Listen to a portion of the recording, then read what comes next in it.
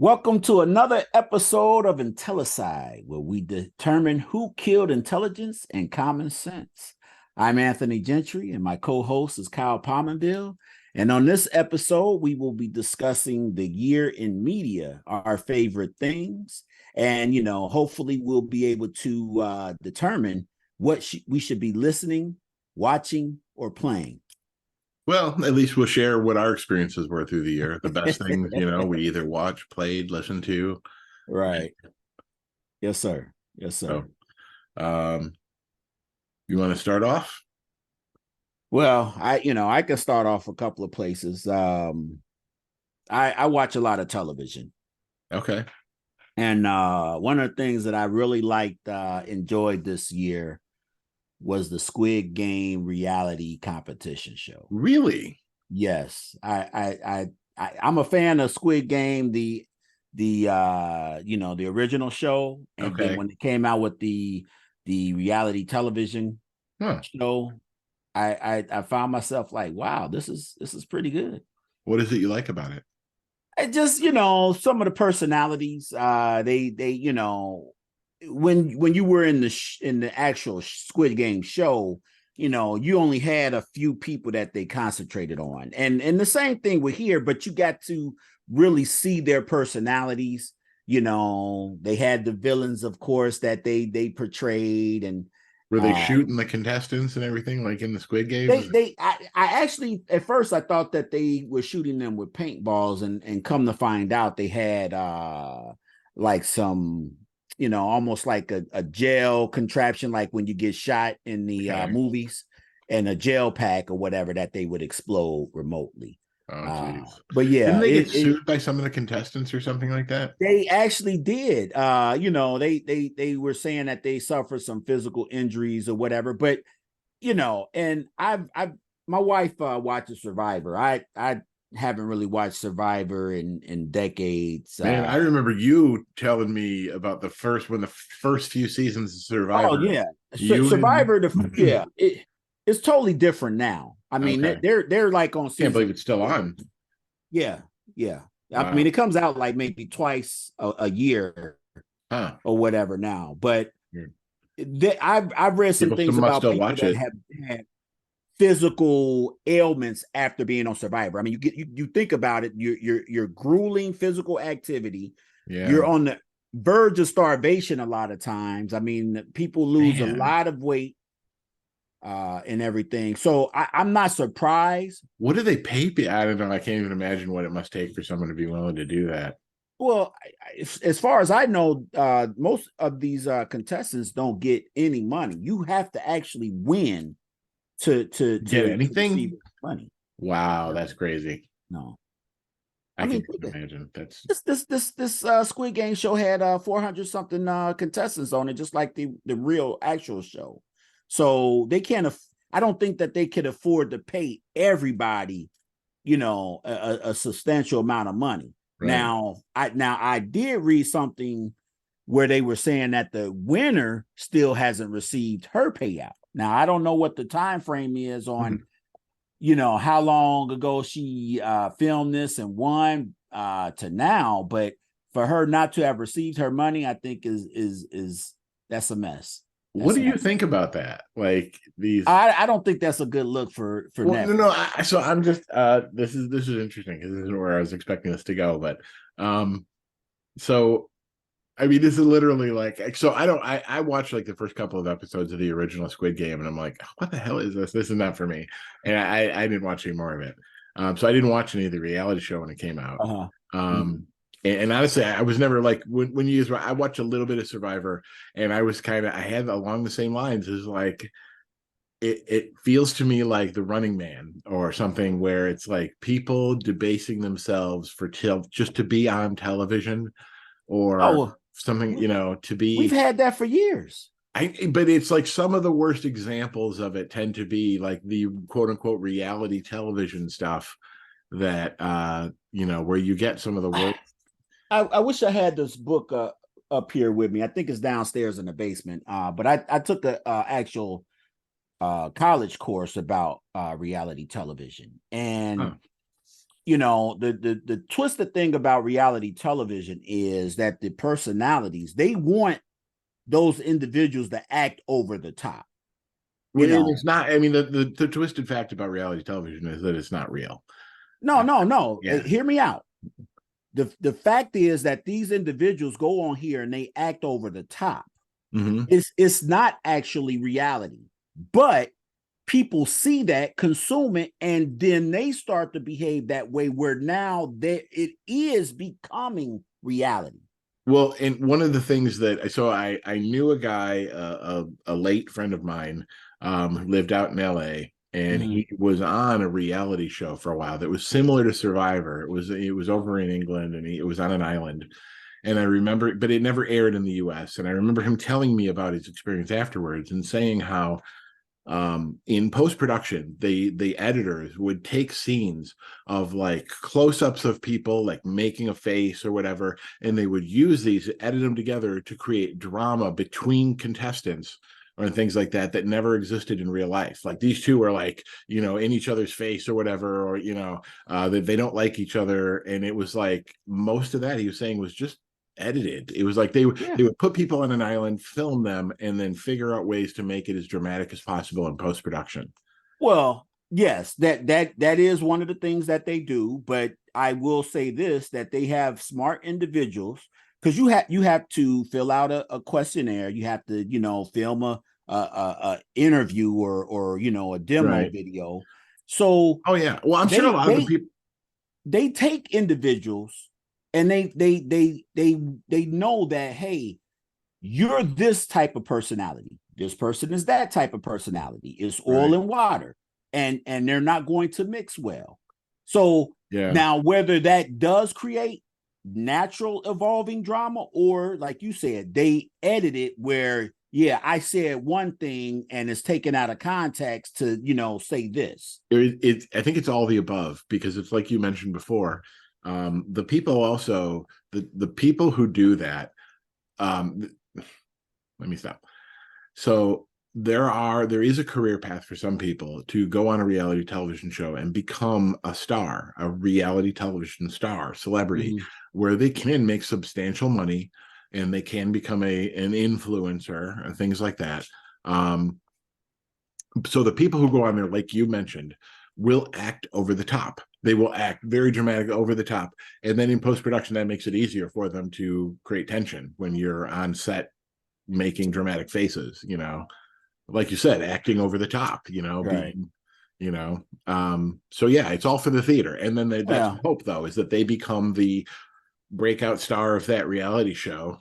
Right. Well, And with this being a competition show, I see less of a opportunity for most of these people to actually do that, because they're competing and they may only be on the show for an episode or two, which most of them were.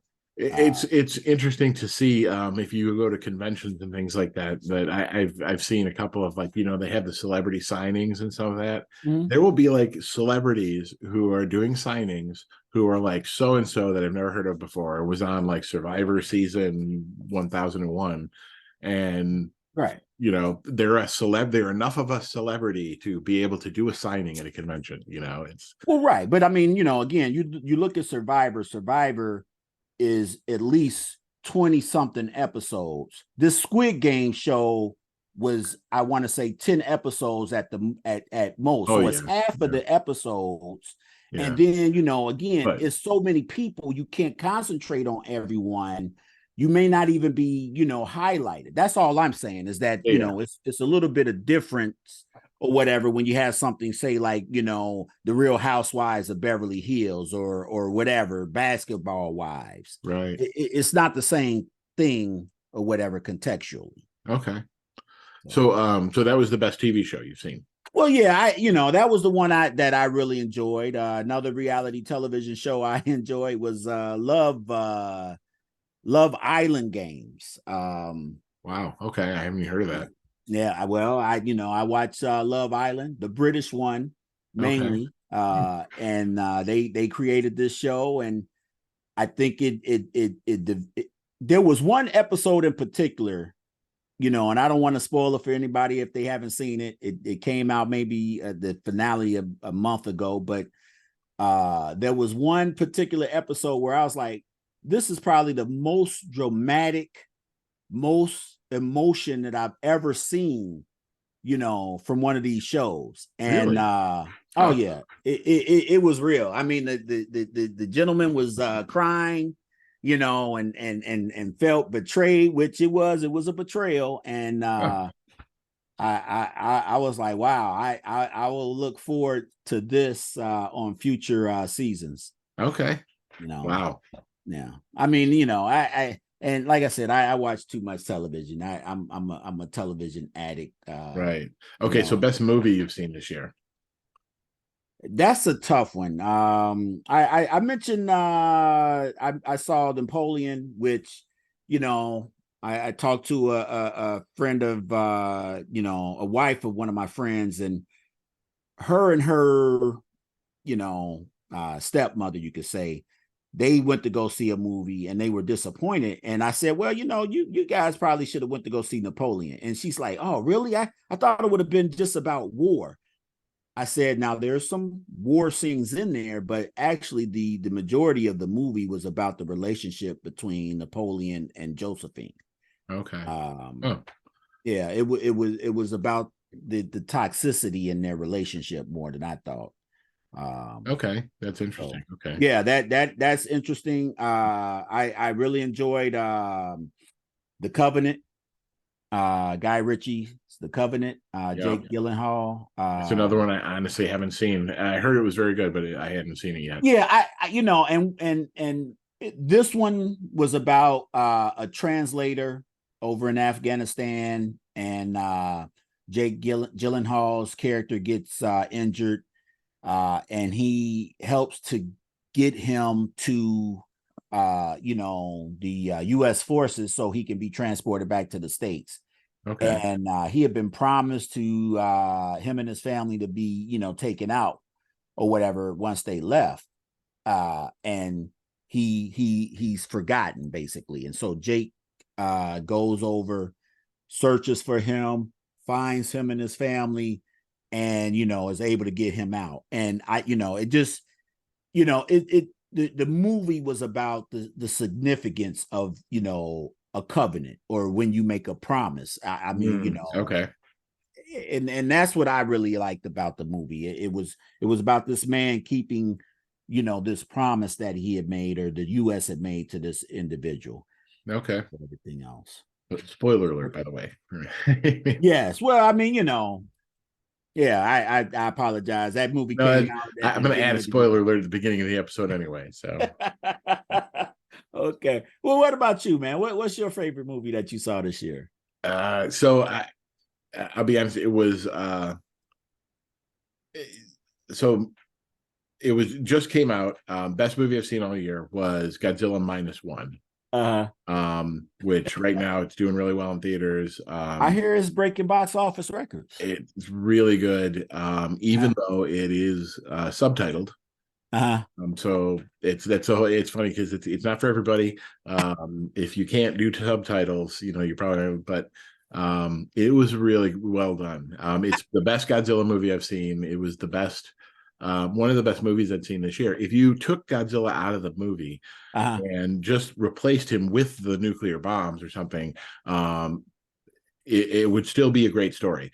But it is a fantastic movie. And what's crazy is they did it for only $15 million. The budget of the movie was only 15 million. it's funny that you mentioned that it was subtitle, and I think we here in the U.S. I think we do these movies a disservice at our distaste to go and read a movie, as I've heard some young people say. Yeah, I personally have. I usually like to watch movies with subtitles on when I can because I have some hearing loss. So, Mhm. um, yeah, I'm used to it. So to me, it's not a big deal. I don't mind. Oh yeah, I don't mind it either. I Yeah. remember when Crouching Tiger, Hidden Dragon came out in the theater. Now you went up to the ticket counter, and they had a sign posted in the ticket counter, window saying that this movie had subtitles on it. Right. They had a sign on the People would door. still complain. Yeah. Dude, I'm in the theater and it was a group of young adults, a Mhm. few rows or seats to the right of me. And the movie, they show the previews and the movie comes on and the subtitle and they say, I'm not gonna sit here and read this movie. And I'm thinking, like, well, obviously you had a problem with reading anyway, because it was everywhere. It was posted. Yeah. Yeah. It was funny. I don't know that they didn't have signs up for the Godzilla movie, but most of the people I think understood that. And when I was in the theater, it was funny, is I heard one of the people down the row that I was in go, like, after the movie started, like a couple minutes in, he's like, is the whole movie like this? And the person thinking, it's a Godzilla movie. Like, yeah. So, but Yeah. so a little bit spoiler alert, but it was an excellent story. It was well acted. It was set during World War II, and it was about a Japanese kamikaze pilot Mm-hmm. who, if you don't know, the kamikaze pilots were pilots who would use their planes as bombs, and they would go fly into targets. And it was a suicide mission, and it was considered, an honorable thing to do. And it was dishonorable if you failed to do it. You'd failed your community, whatever. So it was an interesting story about a kamikaze pilot who had second thoughts and backed out. And he pretends his plane has problems, and he goes to this island to get his plane worked on. And that's when Godzilla attacks the island. And Mm-hmm. Odo Island, which, if you're familiar with Godzilla movies, is, in the beginning of the original Godzilla, there is a scene where, there's a small island, and that's the first place you see Godzilla. He attacks it. Mm-hmm. This, they do the same thing where it's, he's on Odo Island and you see Godzilla for the first time. And it's a very excellent story about a guy dealing with PTSD and shame and survivor's guilt and all of that. And the writing's really good because it's like set in, so the war ends right after that. And one of the reasons that it's kind of right after they drop the bomb. So his suicide mission would have been pointless anyway. Right. And one of the mechanics mentions that to him, like, as he's sitting there, he realizes Mm-hmm. that nothing was really wrong with his plane. And he goes over and says to him, like, look, man, I get it, you know. But so he goes back to Japan, to Tokyo, Uh-huh. and live, and it's gone. It's destroyed. Like, he's like standing in where his neighborhood was, and it's just rubble. Right. And he and his parents are dead. His neighbor starts, screaming at him, because, everybody's dead, and she blames him because she knew he was a kamikaze pilot, and if he's alive, it means he failed. So she blamed him for Wow. and he ends up running into this woman with a baby, Uh-huh. and they literally, like, cling to him, and he goes and stays. He makes himself a lean-to, so he Mm-hmm. makes himself a shelter, Mm-hmm. and he ends up building it over time into a little house for himself, like where his Right. parents' house used to be, in the rubble where his parents' home used to be. Uh-huh. And this woman and the baby basically just kind of stay with him, Uh-huh. and he develops this relationship, and it's very much about, like, these people, they're all just survivors, Right. and he's already feeling guilt and shame, and so he lets them stay with him. It's a very good movie, Godzilla aside. Mm-hmm. Then you bring Godzilla into it, and some of the best CGI, some of the best, cinematography of Godzilla. Right. Because one of the things, personally, I've been a fan of Godzilla my whole life, and it's one of those things that I've found that I really like about them. Is some of the best shots when you get the human perspective of God. You see him from someone's street level, perspective, to really Right. get a sense of scale. Listen, the origin, if people don't know, Godzilla, and I think it's appropriate that he was created in Japan. Right. It's all about the use of nuclear armaments Yeah, it's or always been whatever. about an analogy for Right. the nuclear Right. destruction. And the devastation that it could cause. Mm-hmm. Yeah. So and yeah, I actually, you talking about it. I had thought about going to see it last week, but I think I'll go see it. It's very good. Yeah. And so I personally have been a Godzilla fan my whole life, and so it's really a thing to say. Like, this is one of the best. And to me, one of the things I liked about it when I was young was the original Godzilla, which to me was a horror movie. Mm-hmm. It was like the soundtrack and everything. It was a serious horror movie. Like, Right. it was. And one of the things I liked about this was they went back and they used some of those same things. They used the soundtrack, some of the pieces from the soundtrack of the original, and Mm-hmm. stuff like that. So that was really good. But Right. it is also about, like, it's the analogy for the destruction that nukes cause, but it's also about like a technology that gets away from man, Mm-hmm. that becomes that they created something that becomes a monster that haunts Sounds man. like AI. And it's yeah, it's funny because yeah, yeah, it's a potential for like a Mecha Godzilla movie that explores that in the future. Yeah. Yes, sir. I don't Yes, know. sir. Do you really? I mean, so anyway, speaking of AI, Mm-hmm. not really AI, but best video game of the year. They just did the video game of the year awards. Right. Yeah. Yeah. I know you mentioned you hadn't played it, but I did. It was Baldur's Gate 3, Yes, sir. which was it's a game based on Dungeons and Dragons. Mm-hmm.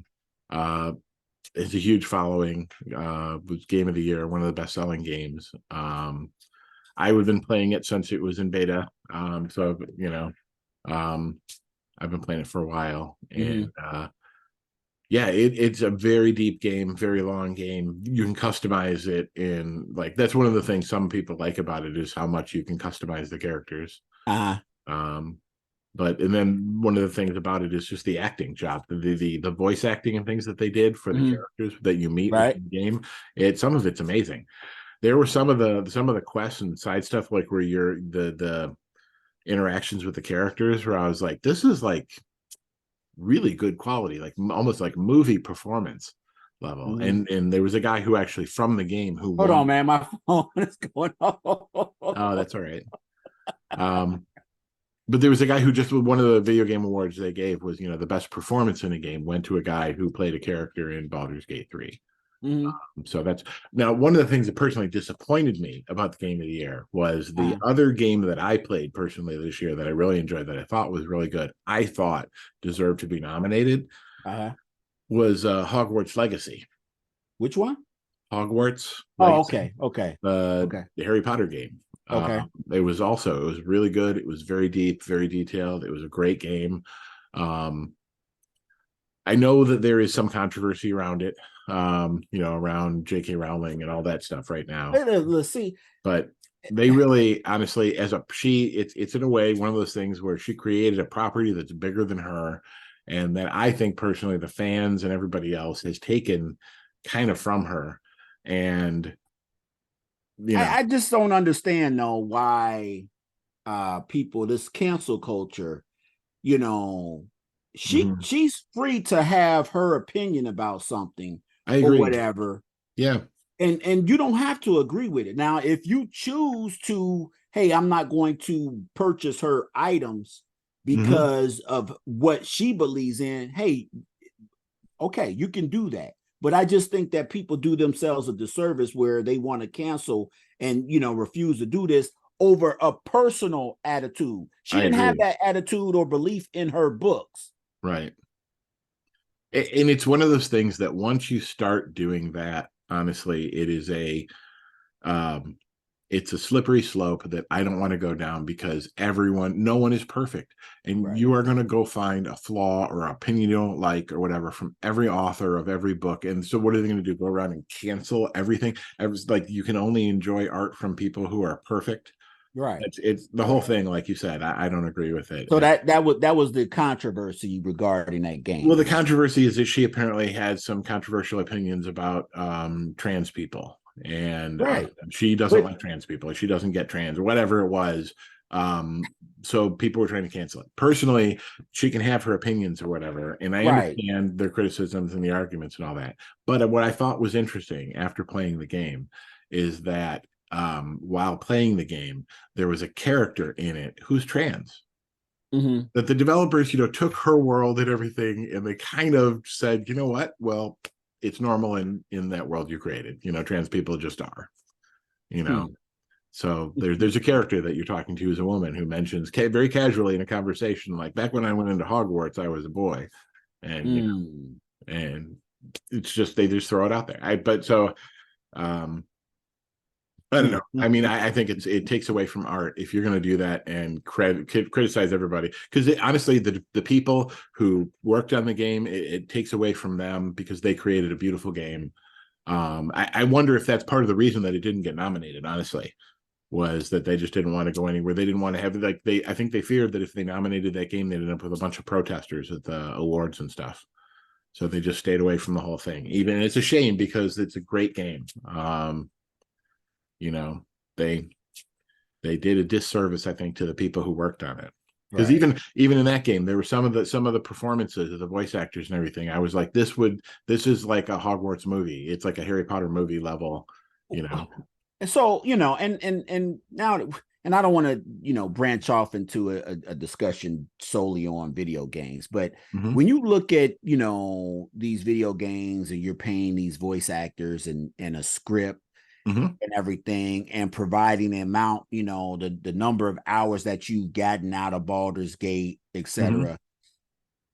What does it take to make a product like that? What do you have? Right. How many units do you have to sell to actually make a product or a profit? Profit. You Yeah, I know, wonder about that too. yeah. And, I I mean, mean, but it is one of those things where I am willing to pay the 60 or $80 or whatever for a game if they've put that much production effort into it. right. Like Baldur's Gate 3 and Harry Potter Legacy and some of the other games that were nominated, I know um did have very high quality. Like the Spider-Man 2 Mhm. was one of the games that was nominated. And from what I understand, it's very good too. I haven't played it yet personally, but um, yeah, I mean, those games I'm willing to pay a premium price for because it's a premium product. Right. Yeah. You It's know, going to be interesting to see moving forward. it is interesting because there does seem to be like some branching in video games and the market, because there are the mobile games and the people who aren't willing to pay that price for a game, so they'll stick with free games that include ads or micro purchases or whatever. And there is a whole market for that stuff. But then there's people like personally myself who I just want a game that I can buy and enjoy. And I Right. don't want to have to pay you more money to get the thing I need to go to the next level or whatever, Right. you know. Right. Well, Um, most of those mobile games, like I played puzzles and survival. The thing that I don't like or whatever are I'm past my competitive days like that. I used to right. play Halo 2, and go Multiplayer. online. Yeah, and go online and all these big, shooting fests and everything. Yeah. I'm way past that. Okay, actually, you know what? Here, I should mention another one that it wasn't even in the awards or anything, but it's a great game. I highly recommend it. It's a multiplayer game um, called Deep Rock Galactic, Mhm, and you're basically space dwarves mhm, out mining in space, mining asteroids. And mhm. it's a multiplayer game where you play in teams of 4, but it's cooperative. Yeah, I'm And all about co-op. yeah, and it's a great game because there was actually an article that I read recently where so my son and I have been playing it for a while. And it's a Mhm, great game. We enjoy playing it together. And it is the article that I read talked about how it has a very good culture around it. Like if you go to the forums for it and stuff like that, there's none of that toxicity or the right, toxic competitiveness and that just the right, meanness that you see in a lot of other games. right, Everybody's like very helpful, very cooperative. If you ask a question in the forums, everybody's like, very nice to you. And it's a refreshing change to the toxicity and just meanness that you find in some other, gaming cultures, right. Hey, listen, if ecospheres. people want to play, competitively, I don't have a problem with that. I Mhm. just don't like the games that force you to participate in that behavior or Yeah. whatever. Yeah, I it's just it's want to not play for solely everybody. It's not co-op. for me either. Yeah. Let me play solely co-op, then and you can have that competitive side. Now, if those games continue to do that, then right, you won't get my money. If there's just a competitive component to that, no co-op, I'm not gonna play that then. Right. Yeah. There was, like you said, there was a time in my life when I enjoyed those games and it was all about it. But taste change. Right. I prefer the cooperative. I prefer some different games. Right. Um, taste change. It's one Yeah. of those things. They need to make games for there is a market, and I think this shows there is a market for that type of game, where they put good production value into it and they produce. Actually, what's really interesting? Mhm. We only have a few minutes left, but I wanted to bring this up. There was a video I saw recently that talked about this. How it was, I can't remember the guy's name, Rick Rubin, I think, and he was talking about how when you make art, you make it for the audience last, and that good art is made, you have to make it for yourself, and you make it because you know that it's good, and you make what you like, and if you make Mhm. what you're passionate about and you like, then other people just, good art, other people will like it too and appreciate it, and that's how you get good art. And that what the problem with a lot of Hollywood and video games and everything else these days is that instead of letting them do that, the studio or whoever comes in and they make a commodity that they Mhm. want it to match a focus group or whatever, and they have to change the art to match other factors that the management's concerned about or whatever, and then it transforms from art into a commodity. And it's what's wrong with a lot of Marvel movies now. It's what's Mhm. wrong with DC movies. It's what's wrong Right. with, and Godzilla minus one is a great example of that, of art, that someone made a passion project about Godzilla that he had been wanting to make for years, and he had actually held off for years on making the movie because he felt that the CGI wasn't quite right yet. And then when he finally did, and he felt that his team had the CGI, to where it needed to be, then they finally made the movie. Mhm. But he made it first for himself as a passion Right. project, and the studio let him just do what he wanted to do. And it's a great film. It's a great piece of art, and that's what sets it apart when people look at. And then it's funny because then you can look right next to it with the legendary pictures Godzilla's. It Mhm. is a different experience because it's a different Godzilla. It's big, it's goofy, it is a commodity Right. Godzilla. I hear you. So So before we get out of here, what's your favorite tech of the year? favorite tech of the year? Yes. AI. Oh, I okay. mean, That's a good one. I've Mhm. been utilizing it quite a bit in a lot of different ways. From uh frankly using it's so I integrated it into some of the things that I use, search, and Mhm. my email. I integrated some email with, so that I have an AI that I can go reference, and I can say like, hey, look through my email and tell me if I have any events coming up soon or whatever, and And it'll that's lay out through my Chat schedule. GPT. What's that? Is that through Chat GPT? No, actually, it's through Google.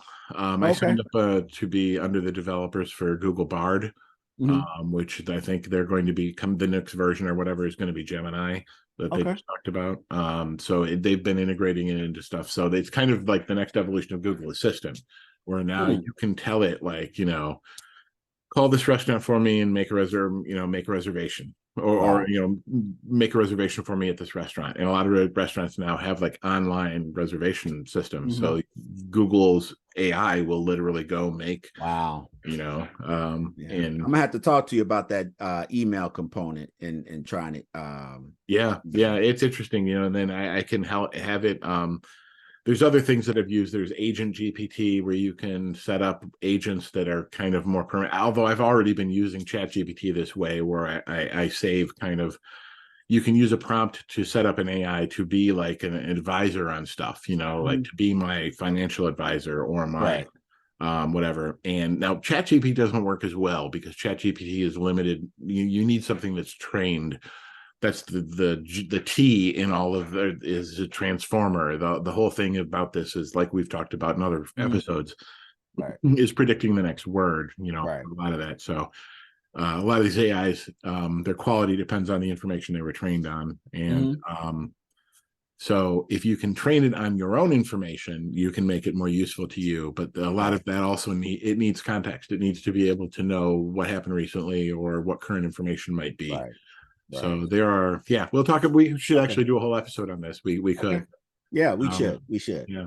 Yeah, my favorite and also somewhat a least favorite is I bought the Google Pixel 8 Pro Okay. this year. I like the proposed 7 years of support. Yeah. I would like to keep it at least 5 years. I like that they're integrating, plan to integrate, the AI a lot more You into have it. the integration then with like you get free Google Photos with it. They limited it after the first Google Pixel phone. The Oh, first Google Pixel phone, you had unlimited, etc. I think they've shortened that, and I'll have to look to see the number of years that you get with yeah. that. Okay. But one of the things that I'm kind of disappointed with is, and I'm hoping that they'll be able to fix it with software support, is the connectivity. Every Really? once in a while, the Bluetooth connection will drop out. I'll have a phone call going, and then the phone call, will be on my earbuds, and then it'll go to my phone. Oh, yeah, that's not good. It'll drop the connection to the network, the cellular network. So, Yeah, that's I not don't good. know if that's a hardware issue or if that's something I So who hope do that you it use for isn't. your service? Verizon. Verizon. Yeah. Okay. All right. So yeah, they have a good they have a good network. So Yeah. yeah. So that I'm hoping that is just a software related thing. So we'll see. Okay. Yeah. But That yeah, yeah. I'm looking forward to using the phone more. The Magic Eraser is great. Okay. So So one other thing I could mention is a favorite piece of tech.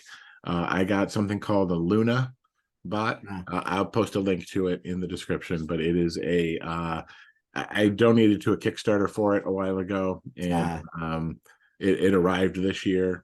So it is a little robot that they integrated into ChatGPT. It's like it acts like a little pet, and it runs around, and it can actually like play with your dogs or whatever, and it has emotions. It's got a little screen for a face, but it also they integrated with ChatGPT, so it's like this little thing that you could have like a little conversation with a ChatGPT, and it responds to you in a voice and stuff. So it's interesting piece of tech.